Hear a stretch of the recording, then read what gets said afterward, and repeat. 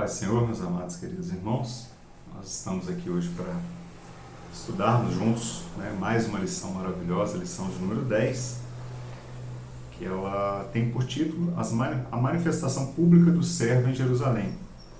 Nós estamos tendo nesse trimestre a oportunidade maravilhosa da parte do Senhor de estudarmos sobre o Evangelho de Marcos, o servo e a missão no serviço da obra de Deus. Nós temos visto Jesus como exemplo em tudo a ser seguido ao longo dessas lições.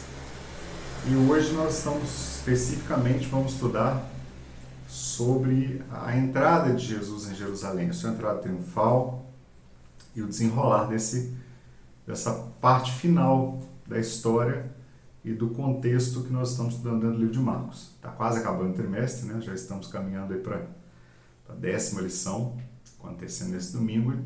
Faltam apenas 3 para nós finalizarmos esse trimestre.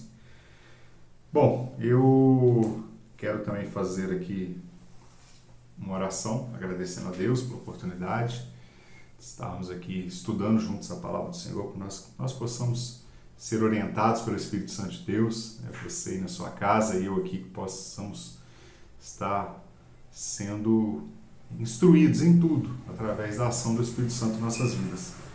E assim como as outras lições têm falado muito ao nosso coração, têm nos ensinado poderosamente, que essa também venha da mesma forma atingir o objetivo. Também quero, antes de orar, agradecer a Deus pela oportunidade dada primeiro por Deus, também agradecer ao meu pastor Moisés Pereira, pelo convite, pela oportunidade, e agradecendo ao pastor também, agradeço ao pastor Eli, nosso superintendente, evangelista Elaine, que faz a edição desse vídeo, que Deus continue abençoando poderosamente a cada um dos irmãos envolvidos na escola dominical. Vamos orar? Amado eterno Deus, somos gratos pela oportunidade maravilhosa que o Senhor nos concede de estarmos estudando a Tua Palavra. Tenhamos, ó Deus, um estudo abençoado, fala aos nossos corações, que o Teu Espírito, ó Pai, assim como nas demais lições desse trimestre, já tem nos orientado, nos instruído, ó Pai. Nós estamos aprendendo com o exemplo de Jesus, ó Deus. E que nós possamos também nessa lição, Pai, ser novamente abençoados, fortalecidos a nossa fé e orientados da forma como o Senhor quer que nós venhamos a prosseguir a missão aqui nesse mundo, Pai. Fica conosco, nos dê um dia abençoado, uma lição abençoada, um estudo abençoado. É o que nós pedimos em nome de Jesus. Amém. Bom, meus amados, sem perda de tempo, vamos falar então sobre a lição de número 10. É interessante a gente estudar sobre o livro de Marcos, que a gente consegue, ao longo desse trimestre, que a gente está, ao longo das 9 lições anteriores, elas vêm aos poucos desenrolando um contexto histórico onde o escritor ele narra a trajetória de Jesus e o seu ministério terreno. E nós vimos Jesus em diversas formas aqui sendo apresentado para nós, diversas das suas ações servindo de exemplo para nós. E hoje, na lição de número 10, já chegando próximo ali à fase final do ministério terreno de Jesus, o evangelista Marcos começa a narrar, praticamente nós vamos entrar aqui nessa lição hoje, na última semana do ministério terreno de Jesus, na última semana antes da crucificação, que depois da crucificação ele permaneceu um tempo, mas antes da crucificação nós vamos entrar hoje na última semana do Senhor Jesus e a sua chegada em Jerusalém, a sua entrada triunfal em Jerusalém. E é interessante, irmãos, que a escola dominical ela é maravilhosa justamente por isso. Quanto mais nós estudamos, mais temos para aprender. Nunca a gente vai conseguir alcançar todo o conhecimento que está à nossa disposição. Então, é interessante que quem estudou a lição de número 8, número 9, número 7 e ficou pensando, olha, faltou algum detalhezinho, faltou completar alguma coisa, quem sabe hoje, na lição número 10, vai responder uma pergunta que ficou lá atrás. E é assim a escola dominical. E outra coisa interessante é que nós não encerramos o assunto hoje da crucificação. Nós vamos entrar na última semana antes da crucificação, antes de Cristo ser crucificado, a entrada dele em Jerusalém, mas nas lições posteriores é que nós vamos tratar ainda do tema da crucificação, da ressurreição, da aparição aos discípulos. Então, não perca nenhuma lição até o final para nós completarmos esse estudo. E uma coisa é certa, a Bíblia é uma fonte inesgotável. Então, Podemos estudar todo o livro de Marcos, igual estamos fazendo, que ainda vamos ter espaço para aprender mais. Bom, mas falando diretamente da lição de hoje, seguindo essa sequência, pensando em todos os milagres que já foram apresentados ao longo do seu ministério terreno, a comissão aos discípulos, né, a chamada aos discípulos a fazer parte, a apresentação do reino de Deus, Jesus depois ensinando os seus discípulos a ser exemplo, nós já passamos por essas lições. E agora nós chegamos a um ponto em que Jesus, sabendo que estava chegando próximo à hora da sua crucificação, ele mesmo assim, ele sabendo e tendo conhecimento, ele vai a Jerusalém. E nós vamos ver isso ao longo da lição. Bom, nosso textuário fala para nós o seguinte: bendito nosso rei, o reino do nosso pai Davi, que vem em nome do Senhor, hosana nas alturas. Então nós vemos aqui, Marcos capítulo 11, versículo 10, destacando que Jesus ele vem descendendo de Davi. Jesus ele era descendente do rei Davi. Então, isso era muito importante, principalmente para os judeus. Os judeus tinham essa preocupação muito grande com a genealogia, os judeus tinham essa preocupação muito grande em saber a origem. Então, quando Jesus ele vem apresentado como da linhagem de Davi, a percepção de algumas pessoas muda em relação a Jesus. Bom, a verdade aplicada. Como nosso Senhor Jesus Cristo, precisamos estar alertas para não nos desviarmos do plano de Deus para a nossa vida. Jesus estava ciente da crucificação. Jesus estava ciente que estava chegando os seus momentos finais aqui na Terra. Mas mesmo assim, que ele teria que passar por todo aquele processo, ele teria que ser crucificado, teria que ser morto. Jesus sabia disso. Mas mesmo assim, como a verdade aplicada nos está falando, nós devemos estar alertas para não desviarmos do propósito de Deus para as nossas vidas. O propósito de Deus para Jesus aqui na Terra era que Jesus fosse crucificado. Ele se apresentasse como uma ovelha por nós, como sacrifício por nós. E esse propósito precisava ser cumprido, ainda que ele fosse doloroso, mas ele precisava ser cumprido. Isso já nos chama a atenção no momento que nós estamos vivendo a nossa vida. Nós precisamos fazer uma reflexão: qual o propósito de Deus para a minha vida? O que Deus espera de mim?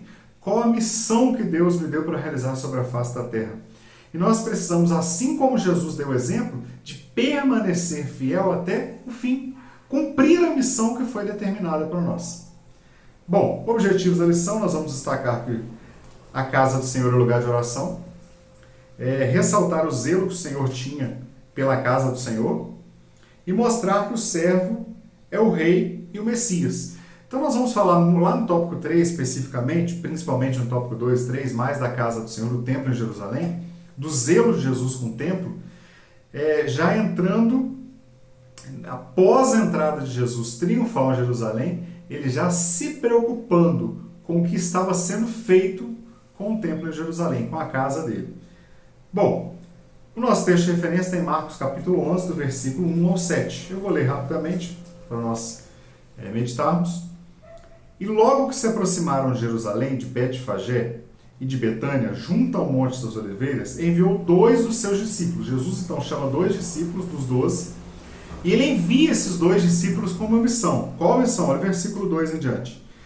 E disse-lhe: ide à aldeia que está de fronte de vós, uma aldeia próxima onde eles estavam, e logo que ali entrardes, encontrareis preso um jumentinho, sobre o qual ainda não montou homem algum. Soltai e trazei-o. Por que Jesus pega 2 discípulos e determina que eles vão até determinada aldeia e pegue para ele um jumentinho? Para, primeiro, são vários detalhes que nós vamos ver ao longo da lição, mas um dos detalhes era que se cumprisse a profecia de Zacarias, capítulo 9, 9. Nós vamos lá no tópico 2, no finalzinho do tópico 1, entrar nesse versículo. Então já vamos associando que já existia uma profecia que o Messias viria montado no jumentinho. Então, já é o primeiro passo. Segundo, versículo 4. E foram encontrar o jumentinho preso fora da porta, entre 2 caminhos, e o soltaram. E alguns dos que estavam ali lhe disseram: que fazeis soltando o jumentinho? Eles, porém, disseram-lhes como Jesus tinha mandado e deixaram ir. Jesus tinha orientado: se alguém te questionar, fala que o Senhor precisa dele. E assim foi feito. Versículo 7. E levaram o jumentinho a Jesus, e lançaram sobre ele os seus vestidos, e assentou-se sobre ele. Ou seja, cobriram o jumentinho com as suas vestes, e Jesus se assentou sobre o jumentinho. Bom, a introdução da lição fala para nós o seguinte: veremos nessa lição que nosso Senhor Jesus Cristo, mesmo sabendo do sofrimento, olha o propósito aí, que o esperava, não deixou de ir a Jerusalém. E lá chegando, continuou a proclamar sua mensagem de instrução, conforto, alerta e juízo, mesmo estando em seus últimos dias antes da crucificação. Então Jesus ele foi cumprir o seu propósito, o seu ministério terreno até o final. Mesmo sabendo que ele seria crucificado em Jerusalém, ele foi até Jerusalém. E uma coisa muito interessante, ele não só permaneceu no propósito até o final, mas durante todo o tempo do seu ministério, ele permaneceu dando instrução, conforto, alerta e juízo. Ele não desviou o seu propósito. Nós vemos, às vezes, muitas pessoas que começam bem a sua jornada cristã, entendem o propósito da sua vida, iniciam o trabalho de Deus, iniciam trabalhando na presença de Deus, fazendo a vontade de Deus, mas no meio do caminho dá aquela parada, ou então quando vai chegando próximo, ele já apresenta um certo nível de cansaço e ele para. Desvirtua um pouco ali do propósito. Não desvia da presença de Deus, mas às vezes deixa de cumprir o propósito de Deus. E aqui nós vemos Jesus indo a Jerusalém para instruir, para confortar, para trazer alerta e para trazer juízo. Bom, o tópico primeiro vai chamar a atenção sobre um evento que entraria para a história. De que evento nós estamos falando? Justamente da entrada triunfal de Jesus em Jerusalém. Olha só o que diz para nós, que interessante. A entrada triunfal do Filho de Deus em Jerusalém é uma das poucas narrativas, isso é interessantíssimo, da vida dele que aparece em todos os 4 evangelhos. Nós temos 3 evangelhos que são considerados sinóticos, que, resumindo muito simplesmente, significa o seguinte: os evangelhos sinóticos são evangelhos que têm textos praticamente idênticos em determinadas passagens. Estamos falando de Mateus, Marcos e Lucas. João, Jesus já é apresentado sob uma ótica um pouco diferente. Então, em alguns momentos não se tem os mesmos relatos, de forma tão idêntica igual nós temos nos 3 evangelhos iniciais, Mateus, Marcos e Lucas. Só que essa narrativa da entrada de Jesus em Jerusalém, a revista destaca aqui os textos de referência, você em casa depois aconselho que seja lido para que entenda esse momento, ele aparece de forma idêntica. Os 4 evangelhos trazem a mesma visão sobre esse assunto. A partir dessa informação, entendemos que esse momento do Senhor estava sendo narrado nos 4 evangelhos, foi um momento expressivo. Era um destaque no ministério de Jesus. Não só para o povo da época do Senhor, todavia para os cristãos ao longo dos anos.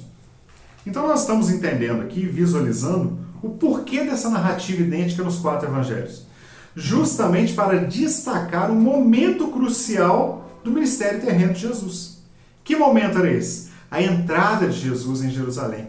Uma semana praticamente, na semana final, antes da sua crucificação. É quando nós podemos dizer que praticamente está chegando o clímax, o momento mais alto do ministério de Jesus, para cumprir o seu propósito aqui nessa terra, está sendo narrado agora nos 4 evangelhos. Bom, 1.1 fala para nós o seguinte: a entrada do servo se aproxima.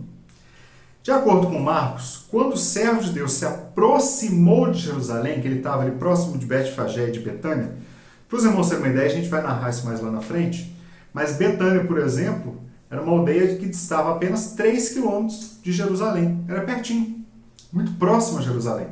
E relembrando aqui os irmãos, Betânia era a cidade de Lázaro. Lázaro, Maria e Marta moravam em Betânia, uma aldeia que era próxima de Jerusalém e que eles eram amigos de Jesus. Bom, ele envia 2 de seus... Quando ele chega próximo, junto ao Monte das Oliveiras, que praticamente um teólogo estava fazendo uma menção que se ele olha para frente, ele está vendo Jerusalém, do Monte das Oliveiras. Se ele olha para trás, ele está vendo justamente Betânia. Então, muito próximo. E quando ele chega no Monte das Oliveiras, justamente é nesse momento que Jesus pega 2 de seus discípulos e envia uma aldeia ali próxima. Então, ele estava tudo próximo, geograficamente falando, ele estava perto ali de Jerusalém, muito perto de Jerusalém, já estava no Monte das Oliveiras, e também muito perto de Betânia, muito perto dessa aldeia, onde ele viu os discípulos a buscar o jumentinho. Bom, ele disse o seguinte: ao entrarem na cidade, encontrariam preso um jumentinho pelo qual não havia sido montado por ninguém. Está lá em Marcos capítulo 11, versículo 2. Jesus ordena aos discípulos que o soltem e tragam o animal até ele. Disse ainda que se alguém perguntasse, os discípulos poderiam responder que o Senhor precisava dele. Toda essa narrativa está em Marcos. E aí vem um ponto interessante, que é o seguinte: nós não podemos, o comentarista fala para nós o seguinte, não podemos esquecer que Jesus havia dito que em Jerusalém, Jesus sabia, o Filho do Homem seria entregue aos príncipes dos sacerdotes e aos escribas, e eles os condenariam à morte. E o entregariam ao gentio, e escarneceriam dele, e açoitariam, cuspiriam nele e matariam. Entretanto, ao terceiro dia, ele ressuscitaria. Vamos ver a referência de Marcos, capítulo 10, versículo 33 e 34, que traz essa referência justamente para nós disso. Marcos 10, 33 e 34 fala para nós o seguinte: dizendo: eis que nós subimos a Jerusalém, e o Filho do Homem será entregue aos príncipes, sacerdotes e aos escribas, e o condenarão à morte e o entregarão aos gentios. Versículo 34. E o escarnecerão, açoitarão, cuspirão nele e o matarão. Mas ao terceiro dia ressuscitará. Jesus, então, nessas orientações finais aos seus discípulos ali próximos, quando ele foi perguntado sobre os filhos de Zebedeu, questionado sobre os filhos de Zebedeu, pelos filhos de Zebedeu, ele então responde que ele estava indo a Jerusalém para ser entregue aos gentios, para morrer, para ser crucificado, mas depois de 3 dias ressuscitaria. Bom, o teólogo Warren Wiersbe, ele diz o seguinte: Jesus enviou 2 de seus discípulos a Betfagé para buscar o jumentinho, do qual precisava para essa ocasião. Olha que interessante isso. A maioria das pessoas considera o jumentinho uma simples besta de carga. Mas naquele tempo era um animal digno de ser montado por um rei. Se nós vimos a referência lá em 1 Reis, capítulo 1, versículo 33, fala que o rei Davi, quando ele foi apresentar Salomão ao povo, apresentar Salomão aos príncipes, que Salomão substituiria ele, o que Davi faz? Pede que busquem o seu jumentinho, sua mula, o seu jumentinho, e que coloquem Salomão sentado sobre ele para demonstrar que Salomão estava sentado ali no animal que somente o rei andava. Então, hoje, muitas pessoas podem considerar apenas como um animal de carga, mas ele tinha um papel, uma importância, que era um animal, por exemplo, que o rei Davi andava. E Jesus representando o rei, Jesus sendo o rei, ele justamente entra em Jerusalém montado num jumentinho. Cristo precisava desse animal para que se pudesse cumprir a profecia que nós já citamos, Zacarias 9:9, nós vamos ler já já. Marcos não conta esse versículo nem se refere a ele, porque está escrevendo principalmente aos gentios. Como Marcos estava falando aos gentios, Marcos não faz menção de Zacarias. Tá? Por quê? Muito provavelmente os gentios não tinham conhecimento da profecia bíblica, não conheciam os profetas. Não tinha conhecimento dessa informação. Bom, 1.2 fala para nós o seguinte: o servo planejou sua entrada em Jerusalém. Tudo que sempre fala servo, estamos referindo a Jesus. Propondo fazer uma análise apurada, vemos no Evangelho de Marcos que o Filho de Deus, ao aproximar de Jerusalém, ele estava próximo, ainda em Betfagé, no Monte das Oliveiras, convoca 2 de seus discípulos, nós já falamos isso, e pede aos discípulos então que vá buscar um jumentinho. É interessante, o comentarista coloca para nós aqui o seguinte: o servo tinha tudo planejado em sua mente. O Senhor Jesus tinha plena consciência de que estava na terra para cumprir o plano divino, preparado desde a eternidade. Lá em 1 Pedro, capítulo 1, versículo 20, vamos ler essa referência. 1 Pedro, capítulo 1, verso 20. Na verdade, nós vamos ler do 18 ao 20, que fala para nós o seguinte. Versículo 18. Sabendo que não foi com coisas corruptíveis, como prata e ouro, que fostes resgatados a vossa vã maneira de viver, que por tradição recebeste vossos pais. Então, nós não fomos comprados com coisas corruptíveis. Versículo 19. mas com precioso sangue de Cristo, como de um cordeiro imaculado e incontaminado.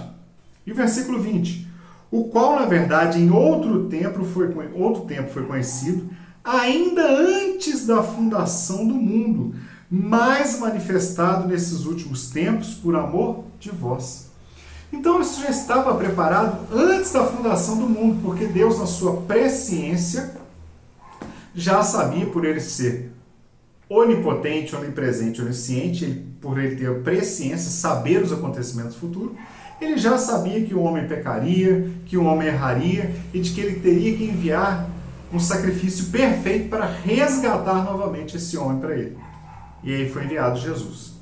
Então nós vemos aqui, que nessa referência de 1 Pedro 1,20, que Jesus já sabia desde a eternidade. Por que Jesus sabia? Porque Jesus sempre existiu. João capítulo 1, no princípio era o verbo era Deus, o verbo estava com Deus e o verbo era Deus. Então Jesus, representando esse verbo de João, sempre existiu. O nosso Deus triuno. Bom, ele bem sabia que tinha chegado o tempo de entrar em Jerusalém para ser entregue na mão dos homens. Então Jesus já sabia do seu propósito. E aí muitas pessoas poderiam ter questionado a Jesus. Muitas pessoas, eu acredito, que indagaram a Jesus e chegaram a questionar: por que o Senhor vai a Jerusalém? Eles estão querendo te matar, eles estão querendo te perseguir. Mas Jesus tinha convicção do propósito que ele havia sido chamado para cumprir. Meus irmãos, quando nós somos chamados a cumprir um propósito, ainda que num determinado momento da sua caminhada ele possa doer, permaneça fiel. O Senhor vai te sustentar de forma fiel. Permaneça fiel, peça graça a Deus, direção a Deus, mas permaneça no propósito até o fim. Porque lá na frente você vai entender o propósito de Deus para a sua vida. E lá na frente ele vai te honrar, vai te abençoar. Se você for fiel, cumprir o propósito que ele determinou para a sua vida. Olha só que interessante que o comentarista coloca para nós aqui, um suplemento, fala o seguinte, Wisby, novamente. Jerusalém, na época da Páscoa, era um lugar de grande alegria para os judeus e de grande preocupação dos romanos. Vamos só entender, vamos só voltar um pouquinho.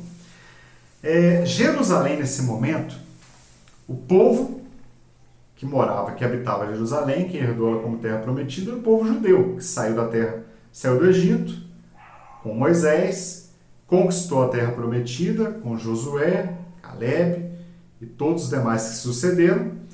E esse povo agora é descendente, então, de Abraão, e eles são judeus.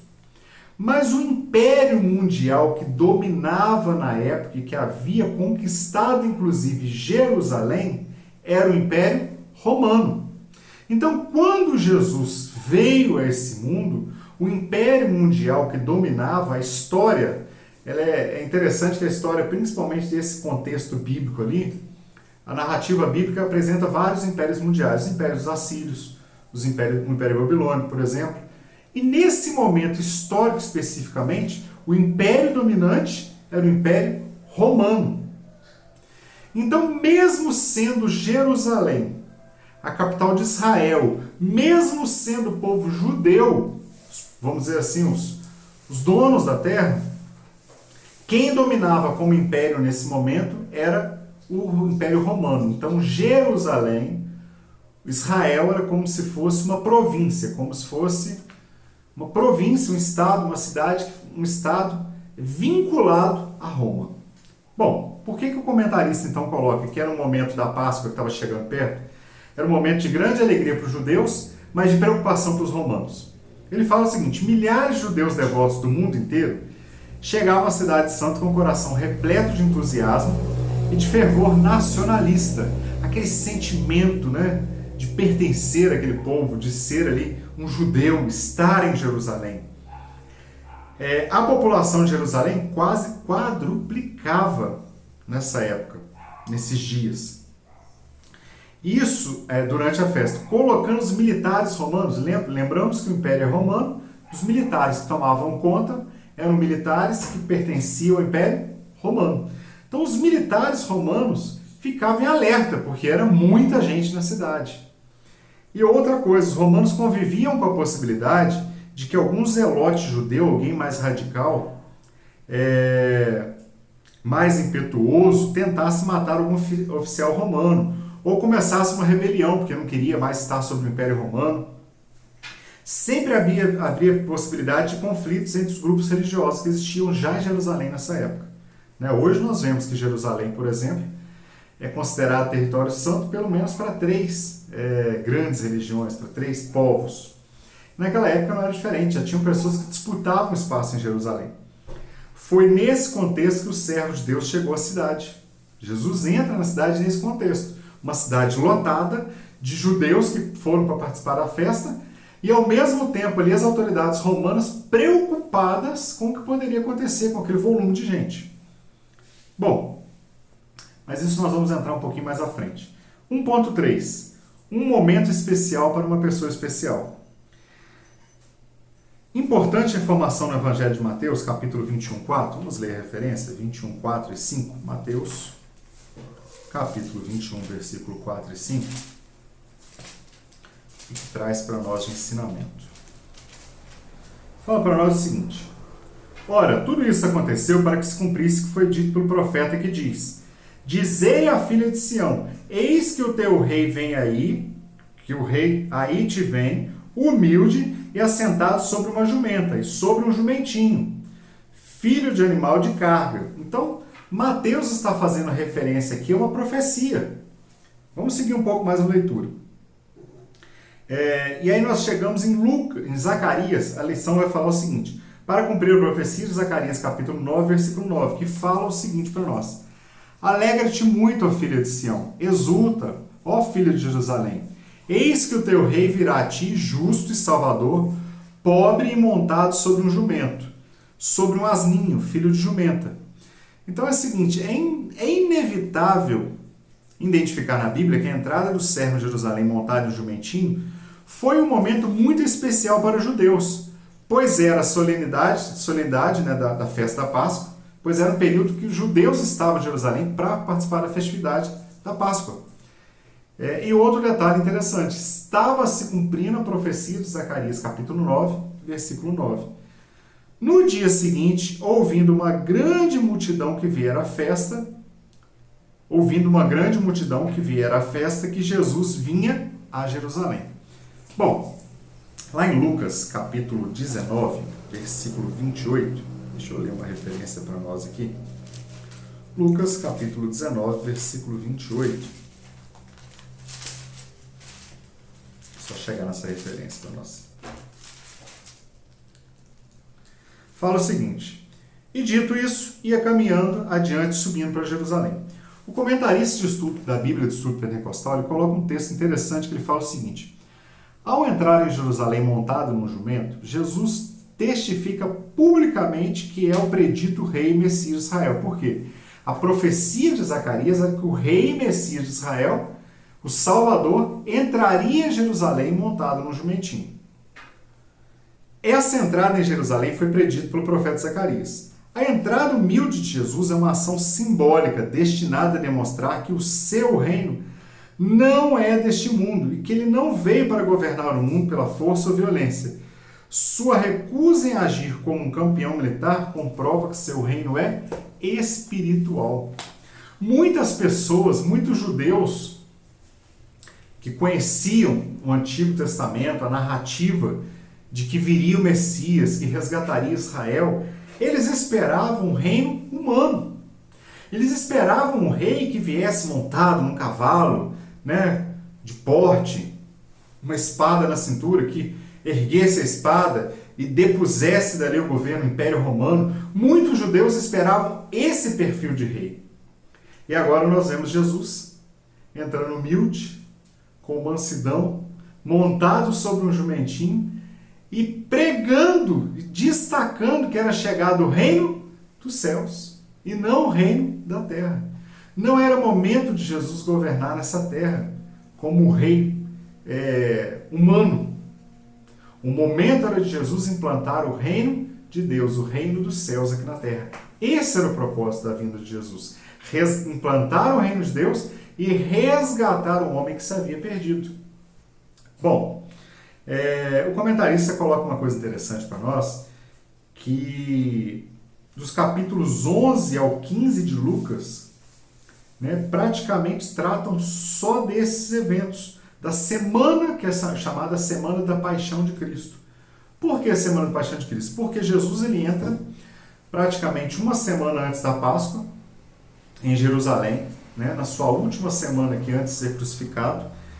E ao entrar em Jerusalém, no domingo de Páscoa seria o momento em que o cordeiro seria imolado, né? O cordeiro seria morto justamente relembrando o que foi a instituição da Páscoa lá por Moisés ainda no Egito. Por Deus orientando a Moisés ainda lá no Egito. E Jesus agora, ele se apresenta nesse momento como o Cordeiro Pascal, o Cordeiro de Deus para ser oferecido como sacrifício para limpar os nossos pecados, para tirar os nossos pecados. Então Jesus, ao entrar em Jerusalém, então se cumpre ali várias profecias, que estava entrando o rei, mas ele também, toda a narrativa do Antigo Testamento que apresenta que o Messias viria, ele está agora se cumprindo em Jesus que está entrando em Jerusalém, poucos dias antes de ser crucificado. Esse então foi o nosso tópico 1, que falou justamente desse evento histórico, esse momento especial na história que estava sendo narrado pelos 4 evangelhos. O 2 vem complementando um pouco do que está no primeiro, fala o seguinte: é chegado o grande momento. Marcos relata que após os 2 discípulos prepararem o jumentinho, colocar os vestidos sobre o animal, Jesus se assentou sobre ele e iniciou sua caminhada em direção à cidade santa. Está lá em Marcos capítulo 11. O 2.1 chama a atenção para a gente o seguinte: o servo entra na cidade santa. Então, a continuação, o tópico primeiro fala desse momento especial, desse momento da profecia se cumprindo. O tópico 2 vai falar esse grande momento acontecendo. O tópico primeiro foi a preparação desse momento, o tópico 2 é o momento de fato acontecendo, a entrada de Jesus em Jerusalém. E ele fala o seguinte no 2.1: o servo entra na cidade santa. Assistimos que o servo ingressa em Jerusalém de maneira modesta, montado no jumentinho, com simplicidade. Explico-me melhor.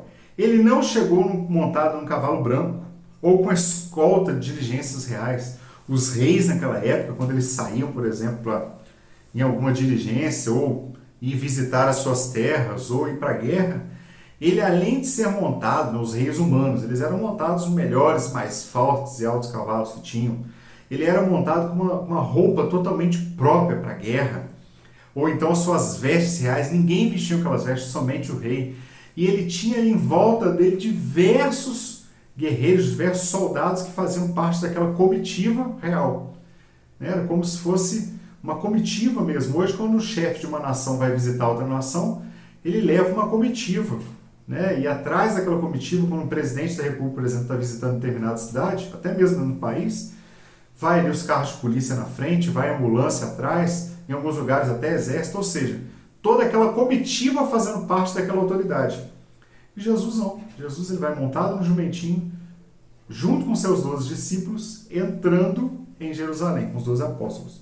Bom, contudo, sua entrada humilde seduziu a atenção da multidão que veio de Jerusalém para participar da celebração da Páscoa. Vamos lembrar que estava próximo à Páscoa e Jerusalém já estava cheia de pessoas que vieram ali participar daquela festa. Marcos descreve em seu evangelho que muitas pessoas estendiam as suas vestes pelo caminho e outros cortavam os ramos de árvore e os espalhavam pelo caminho. Então nós vemos a narrativa bíblica que várias pessoas, quando Jesus ia passando na entrada de Jerusalém, cortavam ramos de árvore e jogavam no caminho. Outros tiravam as suas capas, suas partes das suas vestes e jogavam também para o caminho para que Jesus pudesse passar ali. Amados, me chama a atenção nesse texto que nós não podemos nos enganar com os aplausos desse mundo, com os aplausos das pessoas desse mundo. Essa mesma boa parte dessa mesma multidão que estava cortando ramos, aplaudindo Jesus, gritando, hosana que vem em nome do Senhor, pouco tempo depois estava lá aos pés da cruz gritando, crucifica-o, crucifica-o. Essas mesmas pessoas que agora se apresentavam, dando glórias ali a Jesus, pouco tempo depois estavam pedindo a sua crucificação. Então nós devemos ter como um ponto de alerta para as nossas vidas a atenção de não nos empolgarmos, não sentirmos soberba pelos aplausos desse mundo. Porque, infelizmente, as pessoas que hoje podem estar te aplaudindo são as primeiras a te apontarem o dedo depois. Então, Jesus passou isso na pele, que Jesus sentiu isso. Mas, seguindo a lição, no 2.1 fala: ainda podemos ler que tantos que vinham à frente como os que vinham atrás começaram a gritar: Hosana, bendito que vem em nome do Senhor, bendito o reino de nosso pai Davi, que vem em nome do Senhor. Hosana nas alturas, de tal modo o Filho de Deus entrou na cidade de Jerusalém. Então, muitas pessoas que estavam ali na multidão, alguns por curiosidade, outros por conhecerem a profecia, outros porque viram os outros gritando, começaram a gritar: Hosanas, bendito é o que vem em nome do Senhor.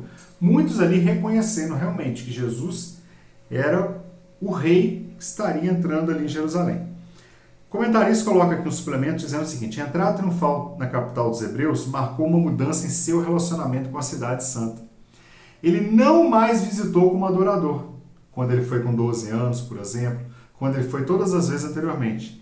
Ele a requeriu agora como rei. Ele estava demonstrando que ali fazia parte do seu reino. Seus súditos cobriram o caminho que ele usava para entrar na cidade com ramos de palmeiras e as próprias capas gritando: Hosana, que significa salva-nos. Qual era o pedido então dessa multidão? Infelizmente, se não em sua totalidade, mas a maioria esmagadora que estava ali, gritava: Hosana, salva-nos. No sentido de pedir que um rei humano entrasse ali e livrasse Israel sobre o domínio do Império Romano que estava ali. Eles esperavam um rei humano que libertasse o povo de Israel do jugo e da servidão do Império Romano. A maioria esmagadora que estava ali não entendia que o propósito de Jesus ao entrar em Jerusalém, ser crucificado e ressuscitar, era para cumprir o propósito de Deus de implantação do reino dos céus e recondução do homem a Deus, restaurar o que se havia perdido. 2.2. Uma tarde que entraria para a história.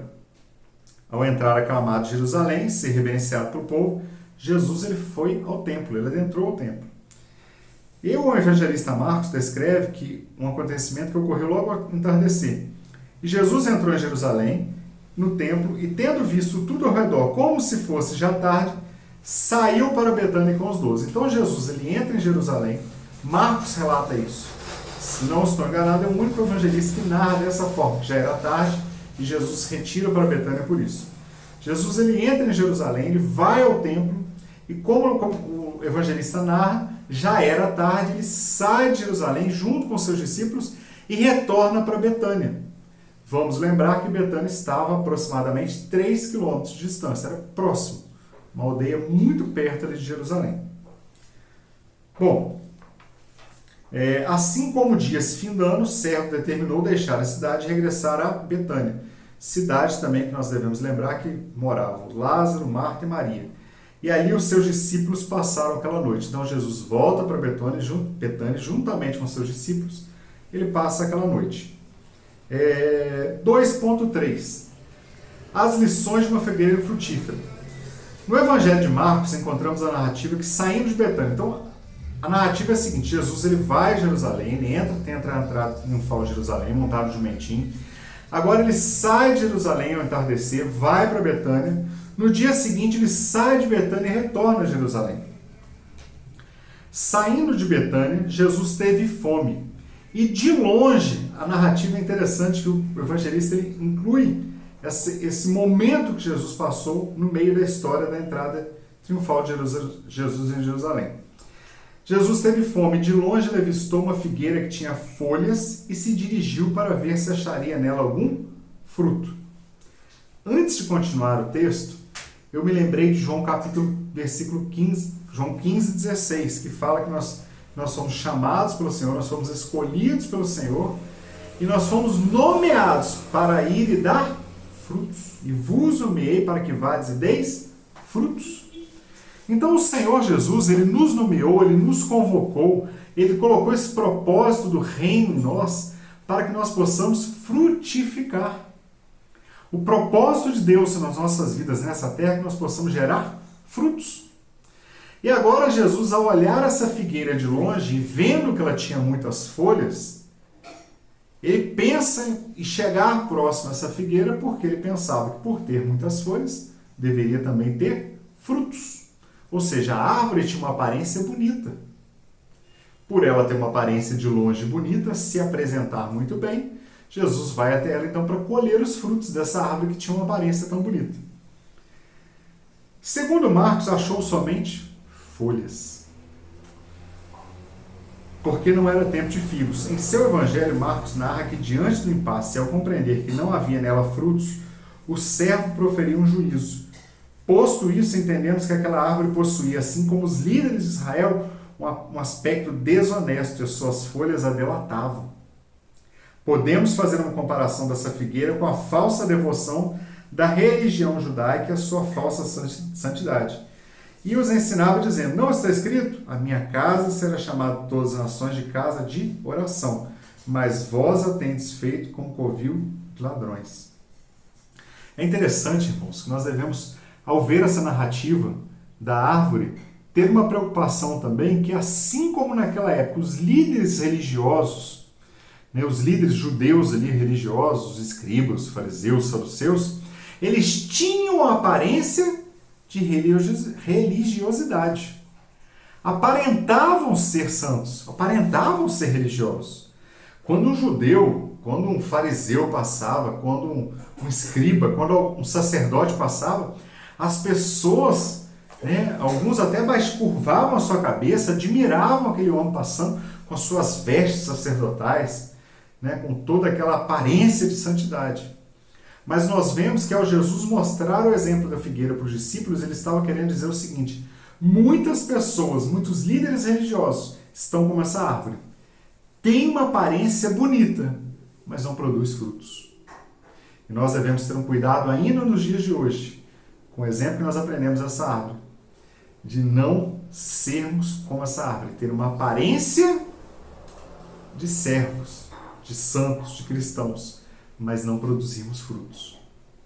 Relembrando João capítulo 16, versículo 15. Eu falei 16, 15.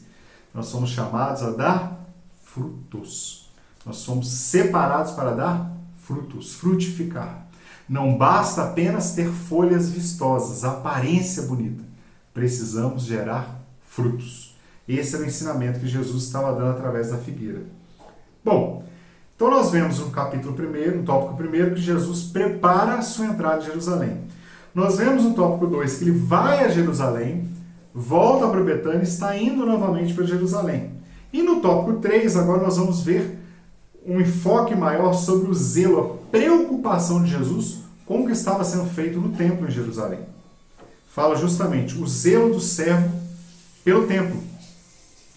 Pelo que podemos ver nas Sagradas Escrituras, nas Santas Escrituras, para o povo judeu, o templo sagrado situado na Cidade Santa possuía uma grande estima, pois representava a presença permanente de Deus entre seu povo. O povo judeu, irmãos, mesmo aqueles que não estavam ali tão fiéis aos propósitos, mesmo aqueles que tinham apenas a aparência, eles estavam apenas preocupados com a parte física, com o templo, aquilo que representava. Na visão deles, o templo representava a presença de Deus, que o Deus de Israel fazia parte. Mas, infelizmente, nós vemos que ao longo da história, o povo havia se desviado muitas vezes. Nós podemos ver que antes do templo, por exemplo, o povo se apegava, por exemplo, à Arca da Aliança. E nós vimos que nos dias do sacerdote Eli, por exemplo, a arca ela foi levada pelos filisteus. Justamente porque, e a história narrativa, a história bíblica lá narra que quando a arca foi levada para a guerra, o povo fez um alvoroço tão grande, fez um barulho tão grande que os filisteus ficaram apreensivos.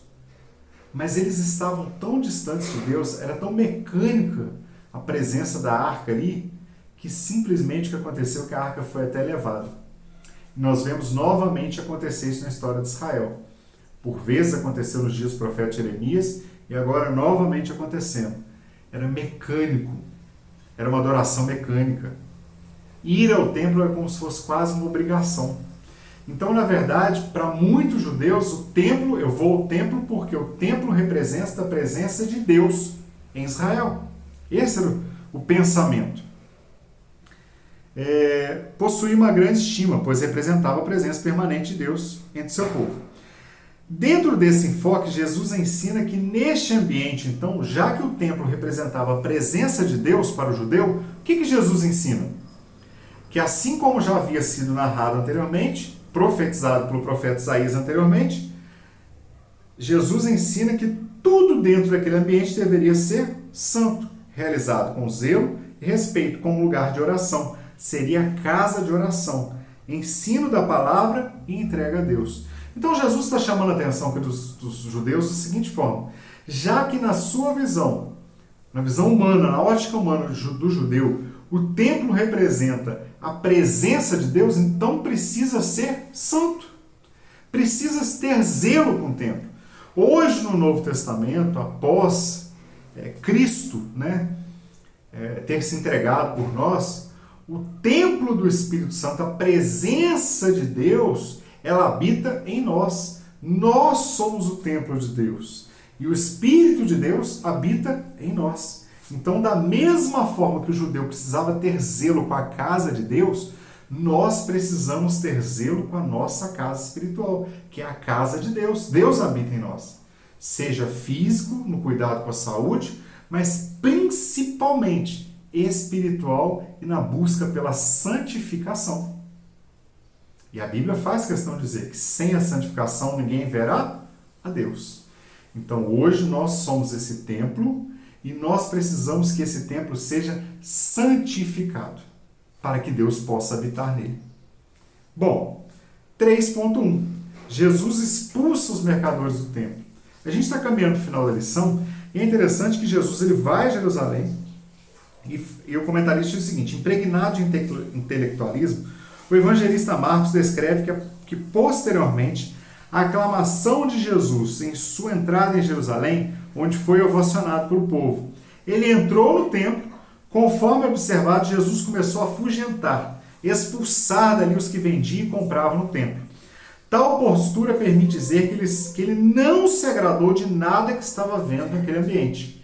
Se era para ser um ambiente santo, com zelo, ele não se agradou do que estava sendo feito da sua casa. Tal postura permite dizer que ele não se agradou. Ele derrubou as mesas dos cambistas, as cadeiras que vendiam pombas. Carregado de certezas, podemos dizer que o servo de Deus afugentou os negociantes do templo, porque estavam fazendo da casa de Deus uma casa de negócio, roubando os que vinham a Jerusalém para adorar a Deus com sinceridade de coração. A gente só precisa entender, meus irmãos, que quando Jesus fala que a sua casa não pode ser feita casa de negócio, não tem, por exemplo, relação hoje, vamos supor que na sua igreja, na nossa igreja, vai ser feita uma festa. E aí o departamento, por exemplo, ao final do culto, faz ali uma cantina para arrecadar recursos, para organizar ali a festa, comprar às vezes um uniforme para aquela pessoa que não tem condições. Isso é uma coisa diferente. Fazer isso não significa que eu estou fazendo um comércio na casa de Deus. Na verdade, ali nós estamos fazendo uma ação para que se possa ajudar outras pessoas, para que se possa realizar o evento, arrecadar fundos. Mas com decência e ordem. Normalmente após o culto, normalmente em momentos que não venham conflitar com o trabalho. O que estava acontecendo em Jerusalém não é isso. Não era uma cantina que estava funcionando depois do culto. Não era uma cantina que tinha o objetivo ali de arrecadar fundos para realizar uma festividade. Não. O que estava acontecendo em Jerusalém é que, na verdade, estava sendo feito um comércio com cobrança, inclusive, de juros. A Bíblia de Estudo Roma diz o seguinte: as pessoas que vinham de longe precisavam comprar animais puros e sem máculas. Era necessário apresentar um sacrifício em Jerusalém, no templo. Você levava um animal puro, sem mácula, entregava ali ao sacerdote, e ele apresentava aquele sacrifício, pedindo perdão pelos seus pecados. Isso nós aprendemos quando estudamos Levítico. Isso foi uma instituição por Deus para que o povo tivesse seus pecados limpos. Bom, mas acontecia que muitas pessoas vinham de muito longe, às vezes não tinham condições de trazer esses animais. O que algumas pessoas começaram a fazer, alguns judeus? Começaram então a vender esses animais sem máculas, preparados para o sacrifício, próximo, no primeiro momento próximo, depois dentro dos muros do templo. Até aí, tudo bem. O detalhe é que não ficava somente nisso. Aqueles animais, isso era vendidos com cobrança abusiva de juros. Virou um comércio tão grande, uma febre tão grande comercial, que as pessoas eles estavam fazendo uma verdadeira algazarra, uma verdadeira baderna ali nos muros do templo, justamente virou um comércio assim, lucrativo para aquelas pessoas. E não somente isso, a narrativa histórica também fala que muitas pessoas às vezes vinham de outras cidades com as suas moedas próprias, e eles chegavam no templo e trocavam pela moeda romana ou pela moeda ali dos hebreus, que era praticada pelos judeus, para que pudesse ofertar no templo, que também é uma instituição bíblica. Uma oferta de 20 anos para cima, quem tivesse 20 anos para cima.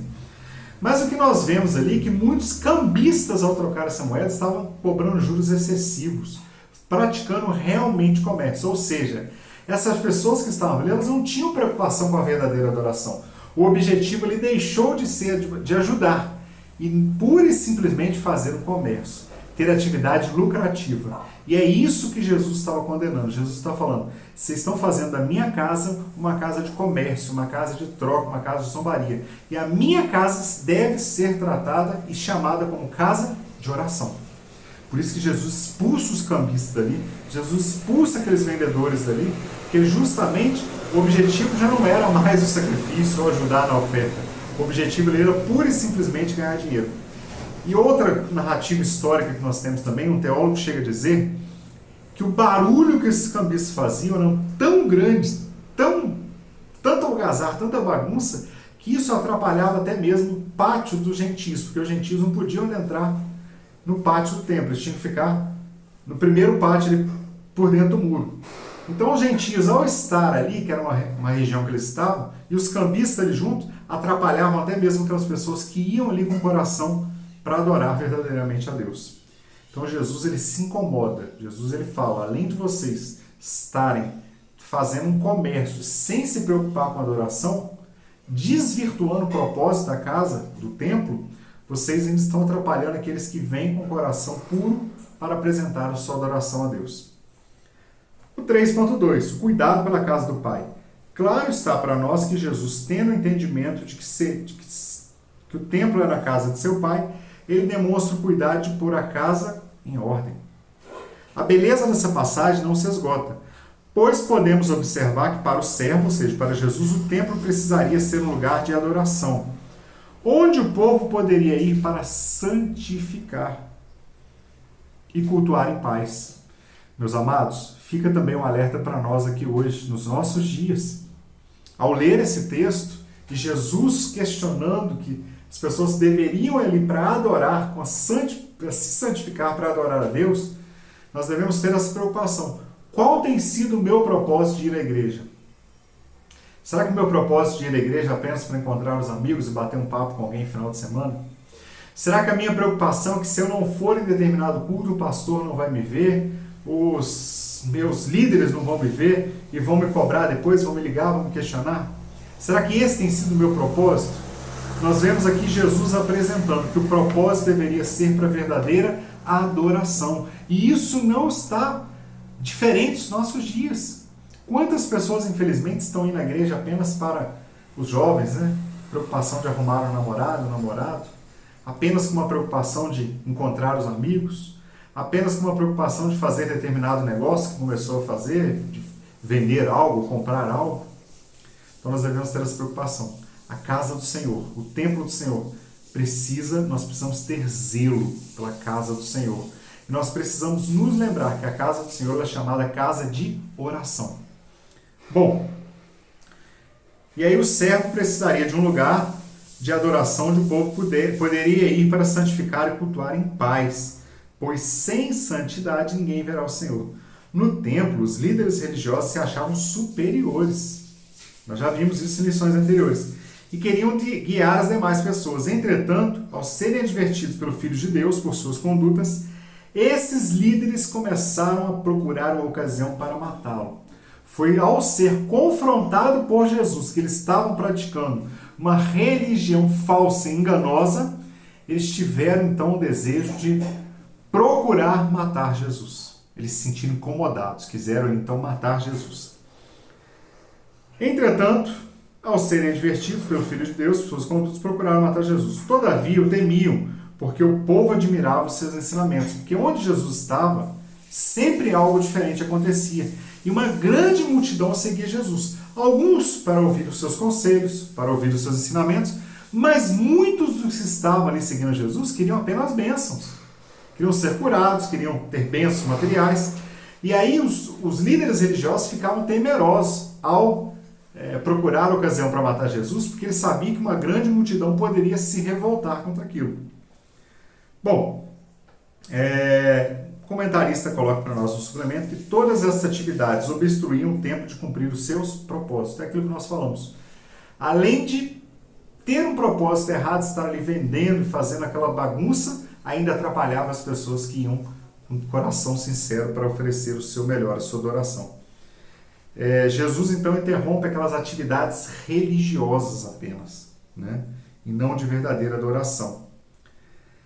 Sem essas vendas, sem esses vendedores, a tesouraria entraria em colapso, sem os animais de sacrifício não poderiam ser oferecidos, sem os objetos de culto, as práticas religiosas haveriam de acabar. Por essas ações, Jesus declarou simbolicamente que o templo de Deus deixou de funcionar do modo como Deus pretendia. Deturparam o templo do Senhor. A grande verdade era essa. Talvez muitas pessoas que iam com o coração sincero não podiam nem prestar adoração, justamente porque estava ali sendo deturpado o propósito do templo. Para a gente finalizar, 3.3, um lugar que deveria ser de intimidade com Deus, seguindo essa mesma linha do zelo com o templo. O profeta messiânico Isaías havia profetizado que a casa de Deus deveria ser conhecida como casa de oração. Também os levarei ao meu santo monte e os festejarei na minha casa de oração. Os seus holocaustos e os seus sacrifícios serão aceitos no meu altar, porque a minha casa será chamada casa de oração para todos os povos. Isaías 56:7.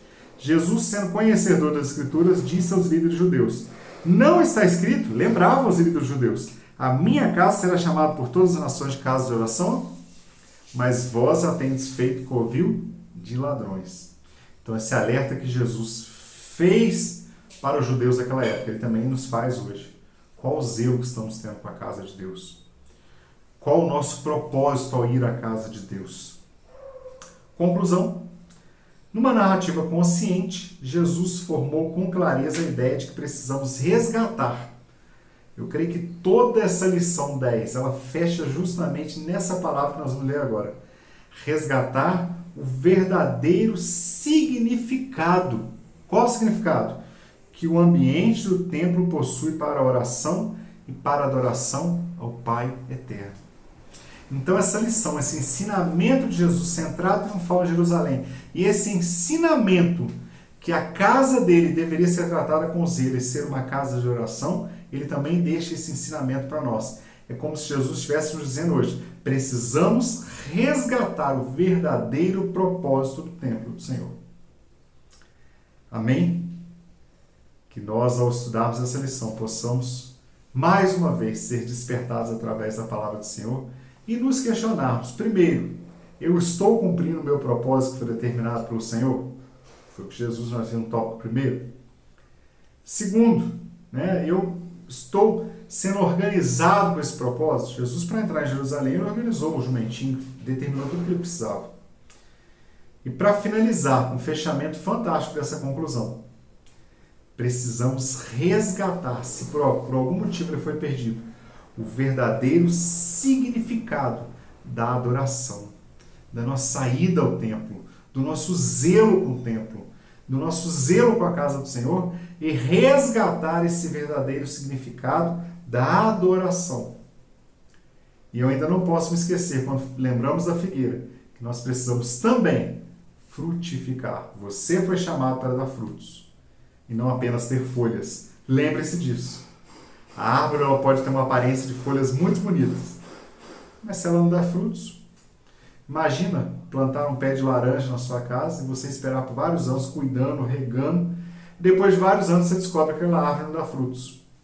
Praticamente você perdeu o seu tempo cuidando, adubando, limpando, aguando uma árvore que você não pôde aproveitar o fruto que ela te daria em recompensa a tanto zelo, tanto cuidado que você teve. A nossa vida é a mesma coisa. O Senhor, Ele investe em nós. O Senhor, Ele nos separou desse mundo. O Senhor, Ele nos chamou para frutificar. E Ele tem nos cuidado, Ele tem cuidado de nós, Ele tem, assim como uma planta sendo regada, o Seu Espírito está em nós, nós estamos sendo cuidados pelo Senhor, mas precisamos frutificar. Amém, meus queridos? Que Deus em Cristo Jesus abençoe a sua vida, que você tenha um domingo abençoado na presença do Senhor, uma semana abençoada, que a sua casa seja abençoada, que a sua família seja abençoada em nome de Jesus. Muito obrigado por participar conosco de mais essa aula e permitindo o Senhor, domingo que vem, vai estar aqui no canal novamente a lição de número 11, o sermão profético. E não deixe de participar. Você podendo participar presencialmente, nós temos em todas as nossas congregações no nosso tempo sede, todos os domingos a partir das 8 horas. E a partir das 10 horas aqui no nosso canal no YouTube. Estamos fechando o livro de Marcos, tem muita coisa boa ainda para aprender nessas lições que virão. Amém? Que Deus em Cristo Jesus te abençoe e abençoe a sua vida, em nome de Jesus. Amém.